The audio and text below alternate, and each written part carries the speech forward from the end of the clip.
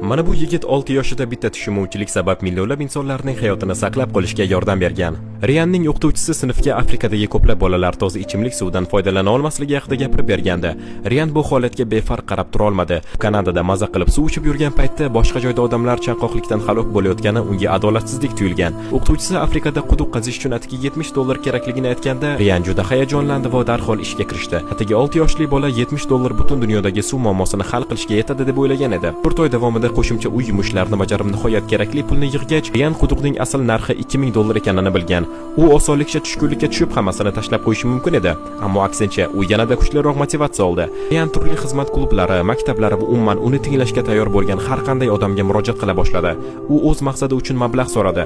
1 yil davom etgan sa'y-harakatlardan so'ng nihoyat $2000 yig'ishga muvaffaq bo'ldi. Keyinchalik Riyan Ugandadagi o'zi qurdirgan quduqni ko'rgani borganda, uning sharafiga 5000 dan ortiq mahalliy aholi festival uyushtirganini ko'rib hayratda qolgan. Bitta quduqning o'zi qancha odamlarning hayotini o'zgartirganini bilgach, Riyan o'z hikoyasini telekanallar va yangiliklar orqali ulashishni davom etdi va yana ko'proq mablag' yig'a boshladi.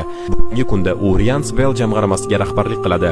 Ushbu jamg'arma allaqachon 17 ta mamlakatda 1000 dan ortiq quduq qurib, deyarli 2 million insonni toza ichimlik suvi bilan ta'minlashga yordam berdi. Agar videoni shu yergacha tomosha qilgan bo'lsangiz, kommentariyada bola uchun bitta qarsak emojisini qoldirib keting. Boluminex kanaliga obuna bo'ling.